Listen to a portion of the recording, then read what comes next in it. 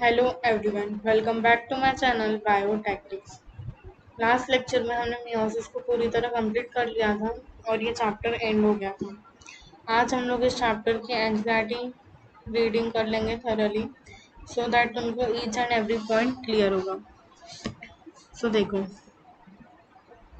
सबसे पहले एनसीईआरटी तुमसे क्वेश्चन पूछ रही है कि are you aware that all organisms even the largest start their life from a single cell. क्या तुम्हें पता है कि सारे ऑर्गेनिज्म, लिविंग ऑर्गेनिज्म, इनकी लाइफ चालू होती है बाय सिंगल सेल, जिसे हम बोलते हैं जायगोट। ये जायगोट सिंगल सेल से मल्टी सेलुलर स्ट्रक्चर बनता है और फिर पूरी बॉडी को बनाता है। तो तुम्हें कभी सरप्राइजिंग नहीं लगा कि ऐसे कैसे हो गया? जब हम सेल के कैरेक्टरिस्टिक की बात करते हैं तो ग्रोथ और रिप्रोडक्शन एक कैरेक्टरिस्टिक है ऑफ सेल के and indeed all of all living organism. हर सेल रिप्रोड्यूस करता है बाय डिवाइडिंग इनटू टू। जब वो डिवाइड करता है each parental cell, it give rise to two daughter cell. ये जो न्यूली फॉर्म डॉटर सेल है ये खुद भी ग्रो और डिवाइड कर सकते हैं और न्यू सेल पॉपुलेशन को बनाते हैं। In other words, cycles of growth and division allow a single cell to form a structure that consists of millions of cells. अब देखो सेल साइकिल। सबसे पहले तो सेल डिवीजन बहुत इंपॉर्टेंट प्रोसेस है इन ऑल लिविंग ऑर्गेनिज्म। जब हम cell division की बात करते हैं तो उसके साथ डीएनए रेप्लिकेशन और सेल ग्रोथ टेक प्लेस। ये सारी process, cell growth, cell division, DNA replication, they have to take place in a coordinated way to ensure the correct division and formation of progeny cells. ठीक है, अब cell cycle क्या है? तो देखो,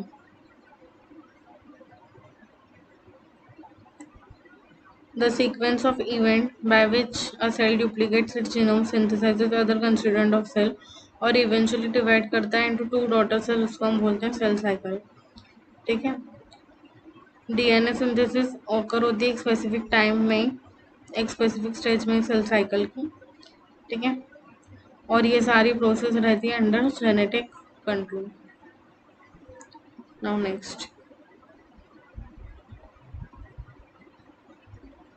अब देखो फेजेस ऑफ सेल साइकिल। अगर हम टाइपिकल यूकैरियोटिक सेल की बात करें, जैसे ह्यूमन सेल हो गया, ये सेल डिवाइड करता है अप्रोक्सीमेटली 24 आवर में।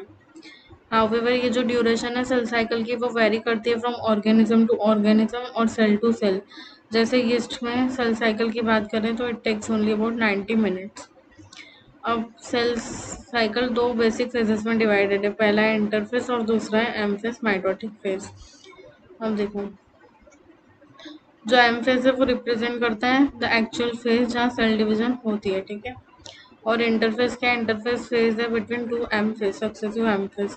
अगर हम 24 आवर की ड्यूरेशन रह रहे हैं ह्यूमन सेल की, तो उसमें सेल डिवीजन प्रॉपरली लास्ट होती है for only about an hour, और इंटरफेस होता है more than 95% of the duration of cell cycle. उसमें तुम एम फेज की बात करो तो वो स्टार्ट होता है with nuclear division corresponding to separation of daughter chromosome karyokinesis, और यूजुअली एंड करता है with division of cytoplasm that is cytokinesis. वह इंटरफेस की बात करें तो इंटरफेस को रेस्टिंग फेज बोला जाता है। क्यों? क्योंकि यहाँ पे सेल अपने आप को प्रिपेयर करता है for division, undergoing both cell growth and DNA replication. Interphase भी फर्दर 3 सब फेजेस में डिवाइडेड है, पहला है गैप वन, दूसरा है एस फेज और तीसरा है G2 फेज। ये देखो, ये अगर सेल साइकिल एंटर कर रहा है, नॉर्मल सेल एंटर कर रहा है सेल साइकिल, तो सबसे पहले उसमें होगा इंटरफेस का G1 फेज, फिर एस फेज जहाँ पे डीएनए सिंथेसिस होगा, डीएनए रेप्लिकेशन होगा, और G2 फेज यहाँ पे प्रोटीन सिंथेसाइज होगा। G2 फेज के बाद होगा M phase, prophase, metaphase, anaphase, telophase और साइटोकाइनेसिस। ठीक है, और कुछ सेल्स एंटर, G1 सेल्स पहले एग्जिट कर देते हैं, वो एंटर करते हैं G0 stage, that is also known as quiescent stage, जो सेल हमेशा डिवाइड नहीं करते। अब देखो, G1 की बात करेंगे, सो ये करस्पॉन्ड करता है to the interval between mitosis and initiation of DNA replication, बीच का मतलब। अगर ये सेल साइकिल है जो तुमने देखा, यहाँ पे एम फेज था,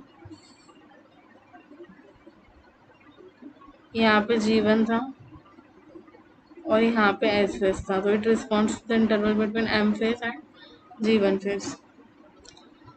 जीवन फेज के टाइम पे सेल मेटाबॉलिकली एक्टिव रहता है और कंटिन्यूसली ग्रो करता है, बट जो डीएनए रहता है वो रेप्लिकेट नहीं करता है। एस फेज या सिंथेसिस फेज की बात करें तो ये मार्क करता है द पीरियड जहाँ पे डीएनए सिंथेसिस होता है या रेप्लिकेशन होता है। जो अमाउंट है डीएनए की वो डबल करती है, मतलब अगर पहले 2C होगी तो वो हो जाती है 4C। बट जो क्रोमोसोम का नंबर रहता है वो सेम रहता है, मतलब अगर पहले 2N है तो उसके बाद भी वो 2N ही रहेगा। ठीक है, क्रोमोसोम नंबर इज सेम।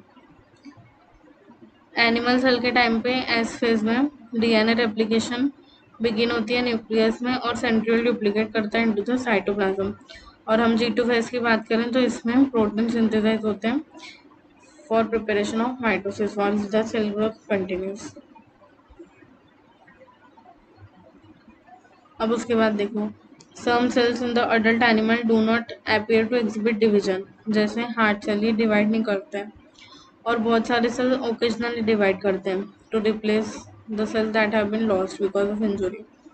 सो ऐसे सेल जो डू नॉट डिवाइड फर्दर ये एग्जिस्ट करते हैं G one phase to enter an inactive stage called quiescent stage. इस टाइम पे सेल एक्टिव रहते हैं बट नो लॉन्गर प्रोलिफरेट, जब तक उनको कोई सिग्नल नहीं मिले कि तुमको भी डिवाइड करना है तब तक वो डिवाइड नहीं करते हैं। अगर तुम एनिमल सेल की बात करो तो माइटोटिक सेल डिवीजन तुमको सिर्फ डिप्लॉइड सोमैटिक सेल्स में दिखेगा, बट इसके भी कुछ एक्सेप्शन है जैसे मेल हनी बी। और अगर तुम प्लांट की बात करो तो प्लांट बोथ हैप्लॉइड और डिप्लॉइड सेल में दिखाते हैं सेल डिवीजन। अब देखो, हमने पढ़ा है माइटोसिस, ठीक है। अभी अगर 16 क्रोमोसोम्स हैं S in each cell, can you tell how many the chromosomes? देखो, अगर किसी के पास 16 क्रोमोसोम है तो हमने देखा है कि G1 में भी उसके पास 16 ही रहेंगे,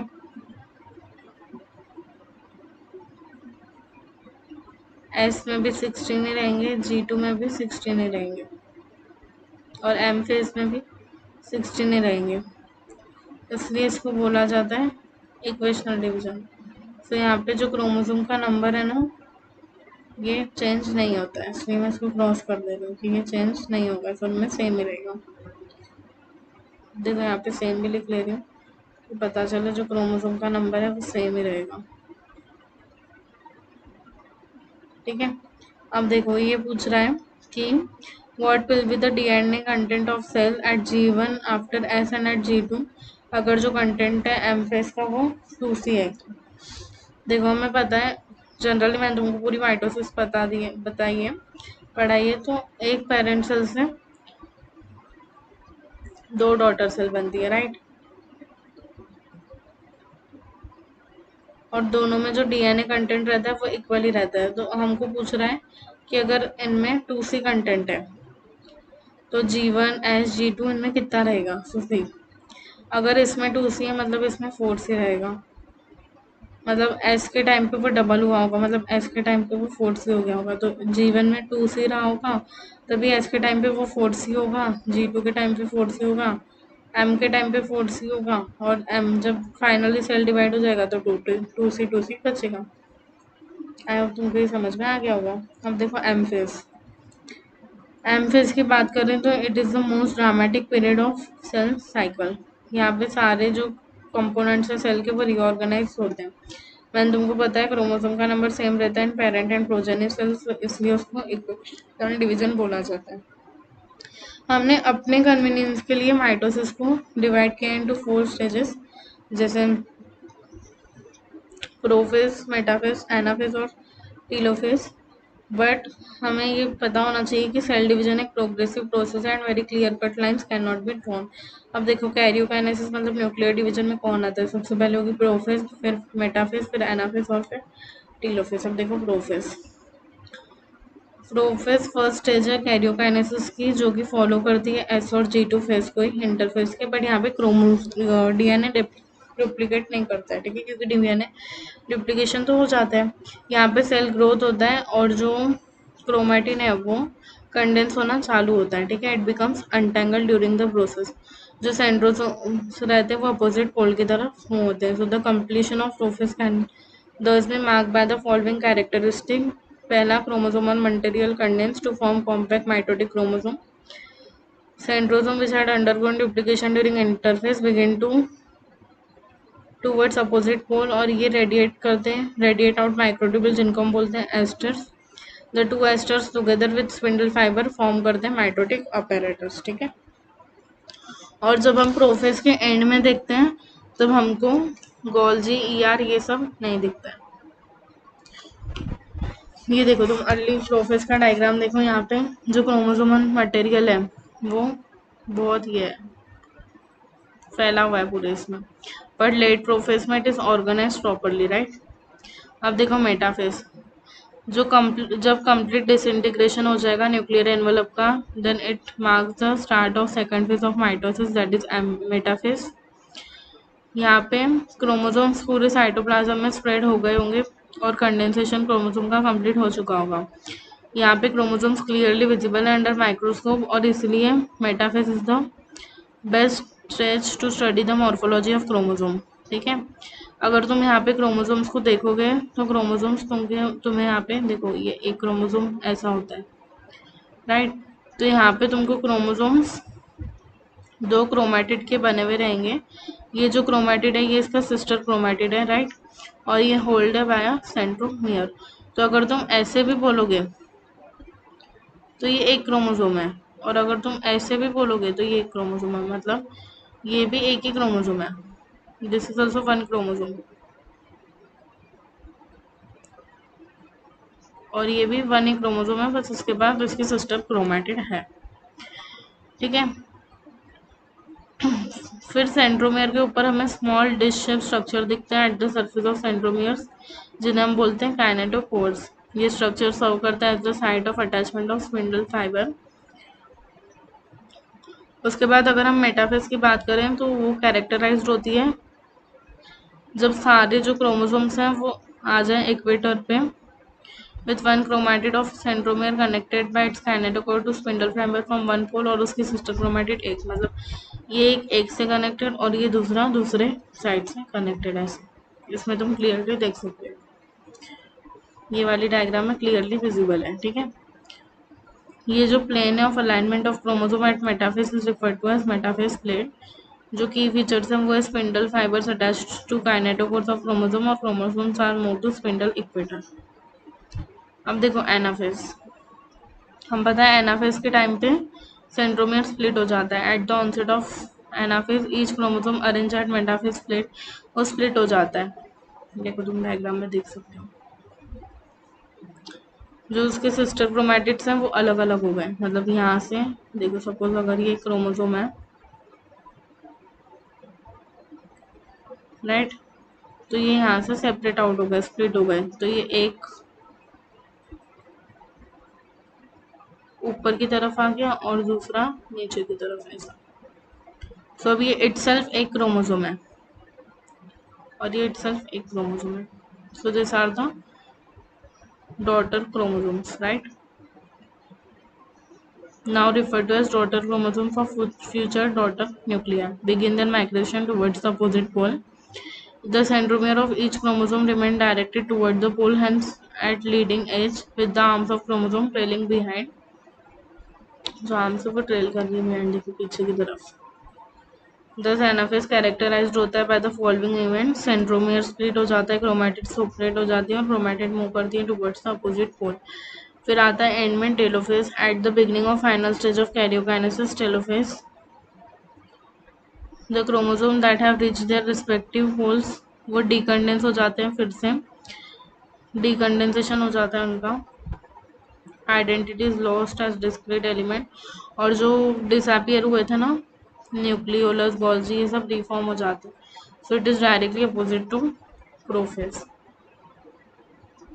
अब देखो साइटोकाइनेसिस। साइटोकाइनेसिस मतलब साइटोप्लाज्म की डिवीजन। यहाँ पे एंड में हमको 2 सेल्स देखने को मिल जाते हैं। एनिमल सेल्स और प्लांट सेल्स दोनों में अलग होता है, एनिमल सेल में it is achieve by appearance of a furrow in plasma membrane. ये ग्रेजुअली डिपेंड्स करता है और अल्टीमेटली ज्वाइन करता है सेंटर, मतलब ये पेरीफेरी से अंदर तक आता है। वेरस प्लांट सेल में अंदर से बाहर तक जाता है। देयरफॉर द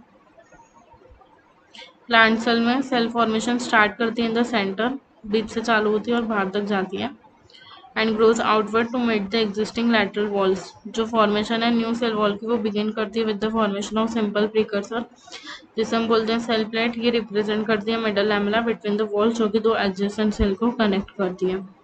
ठीक है, और इसके एंड में ऑर्गेनल्स भी डिस्ट्रीब्यूट हो जाते हैं दोनों डॉटर सेल्स में।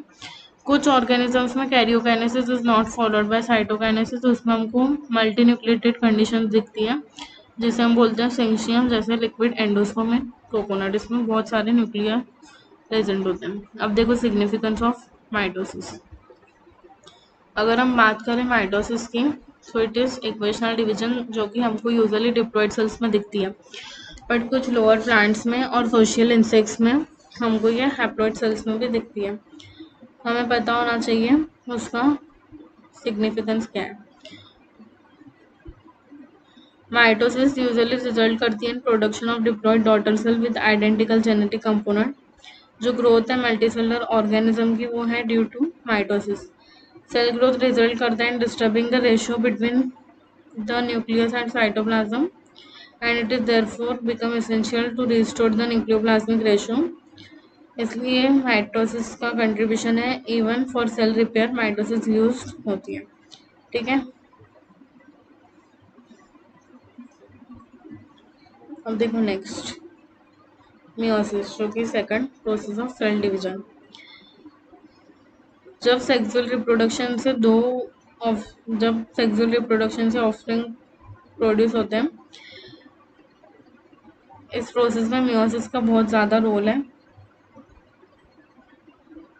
सी The production of offspring by sexual reproduction includes the fusion of two gametes, each with the complete haploid set. अब ये haploid cell बनता कैसे?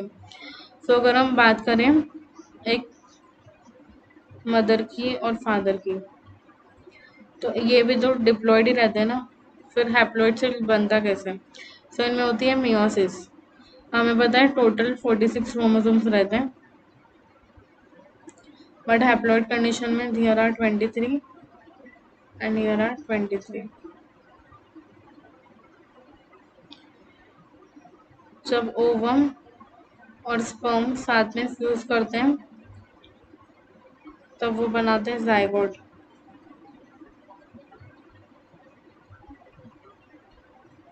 जो कि रहता है डिप्लॉइड।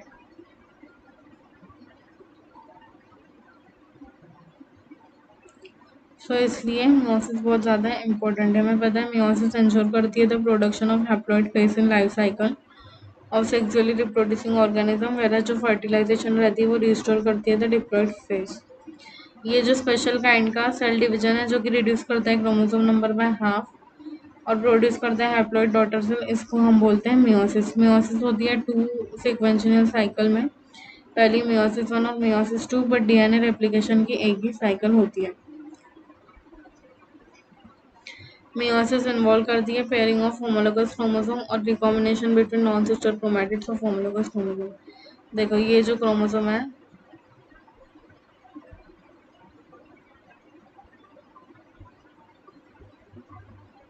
जो कि सेम इन साइज है, सेम इन शेप है, इनको हम बोलते हैं होमोलोगस क्रोमोसोम। ठीक है, तो इनके बीच में पेयर होती है और सिनेप्टोमल कॉम्प्लेक्स बनता है, और ये जो है ये दोनों ये नॉन सिस्टर क्रोमैटिड्स हैं, तो इनके बीच में रिकॉम्बिनेशन होता है। मैंने तुमको अच्छे से पढ़ाया है लेक्चर में, अगर वो नहीं देखा है तो वो देख लेना, तुमको और क्लियरिटी हो जाएगी। अब देखो प्रोफेज जो रहता है मियोटिक का, वो टाइपिकली लॉन्गर रहता है और बहुत कॉम्प्लेक्स रहता है जब हम माइटोसिस की बात करते हैं। तो ये फर्दर सब डिवाइडेड रहता है into 5 stages: leptotene, zygotene, pachytene, diplotene and diakinesis. Leptotene के टाइम पे क्रोमोसोम हमको ग्रेजुअली विजिबल रहते हैं under light microscope. Throughout the process compaction of chromosome continue करता है। उसके बाद सेकंड स्टेज होती है जाइगोटिन। इसमें मैंने तुमको बताया कि chromosome start pairing together, homologous chromosome उनको बोलते हैं, जो कि अकम्पनाइड रहते हैं बाय फॉर्मेशन ऑफ कॉम्प्लेक्स, जिसे हम बोलते हैं सिनेप्टोमल कॉम्प्लेक्स। ये कॉम्प्लेक्स फॉर्म करता है form by pair of synapsed homologous chromosomes को हम बोलते हैं बाइवेलेंट और टेट्राड। बाइवेलेंट क्रोमोसोम्स के लिए और टेट्राड क्रोमैटिड्स के लिए। The first two stages of prophase one ये रिलेटिवली शॉर्ट रहते हैं, बाकी की जो स्टेज है वो थोड़ी लॉन्गर रहती है। The third stage is pachytene. इस टाइम पे ये क्रोमैटिड्स बाइवेलेंट के क्लियरली विजिबल रहते हैं, अपीयर्ड एज टेट्राड्स। ये स्टेज कैरेक्टराइज्ड होती है by the appearance of recombination nodule, वो जो साइट्स हैं क्रॉसिंग ओवर की। क्रॉसिंग ओवर होती है नॉन सिस्टर क्रोमैटिड्स के बीच में ऑफ द होमोलोगस क्रोमोसोम। ये एक्सचेंज है जेनेटिक मटेरियल का।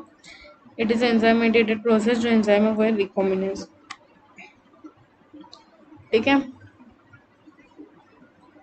अब देखो, beginning of diplotene is recognised by the dissolution of synaptonemal complex and tendency of recombinant homologous chromosomes to separate from each other except at the site of crossover, जिनको हम बोलते हैं X shape structure, chiasmata. In oocytes of some vertebrate diplotene last करता है for months या फिर years.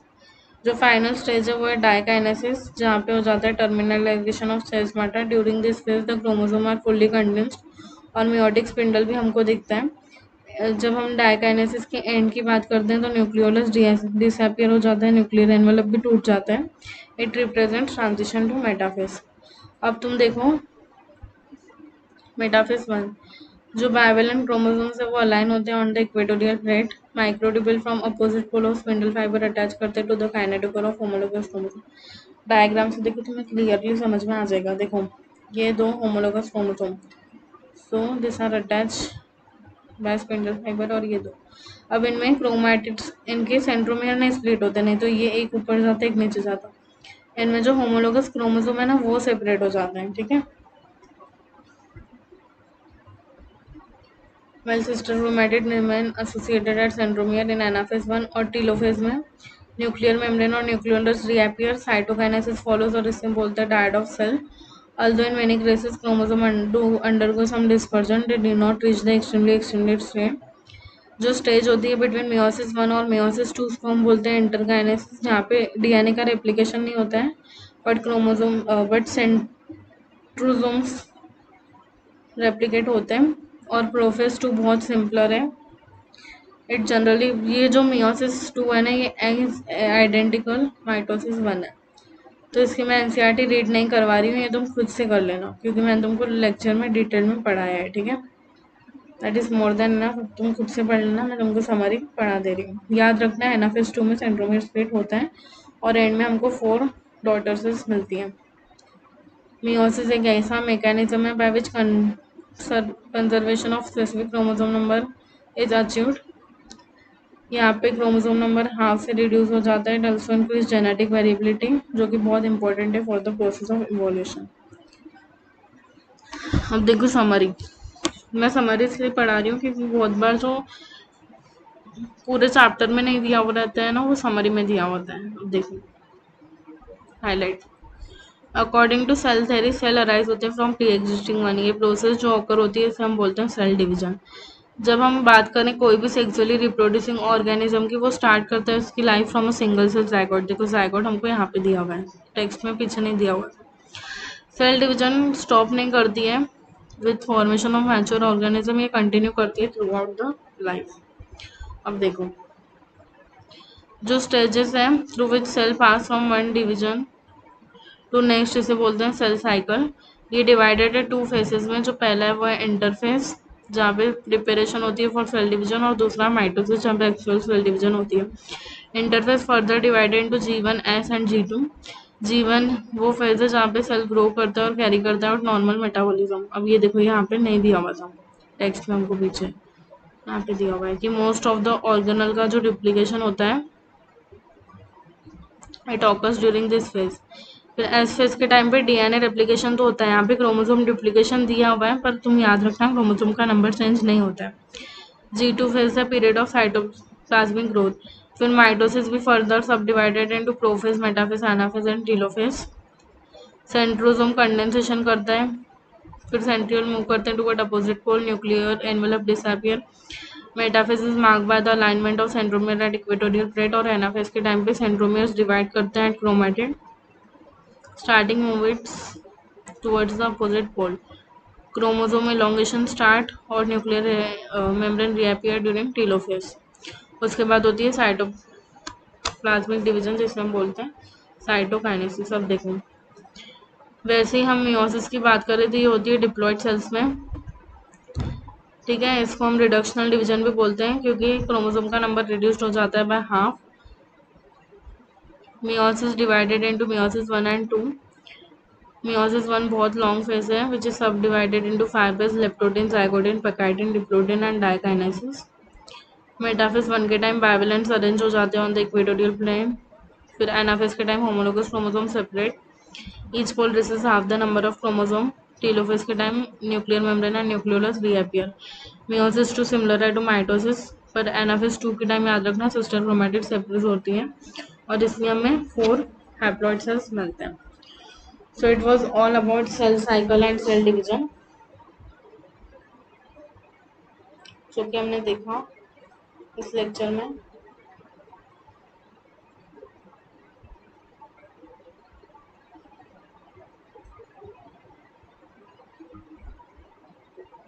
I thank you all, तुमने ये लेक्चर अटेंड किया। अगर तुमको cell cycle cell division clear हो तो please share in the comment section. तुम्हारे क्या सजेशंस हैं, क्या रिव्यूज़ हैं, वो भी बताना। अब नेक्स्ट लेक्चर में हम लोग एनिमल टिश्यू मतलब स्ट्रक्चरल ऑर्गेनाइजेशन ऑफ एनिमल्स ये चैप्टर स्टार्ट करेंगे, और इसके साथ ही साथ तुम्हें सेल और सेल साइकिल के पीवाईक्यूज और कुछ क्वेश्चंस मिलेंगे in a PPT that will be discussed. But उस वो तो तुमको रिकॉर्डेड फॉर्म में मिल जाएगा। बट अभी मंडे से हम लोग structural organisation in animal start करेंगे। तो यहाँ तक तुम्हारे 2 चैप्टर कंप्लीट होते हैं, सेल और सेल साइकिल। इनको अच्छे से थॉरली रिवाइज कर लेना। इनकी एनसीईआरटी मैंने तुम्हें रीड करवाई है, अगर कोई डाउट हो तो कमेंट्स में ज़रूर बताना। Please like share and subscribe my channel, don't forget to hit the bell icon.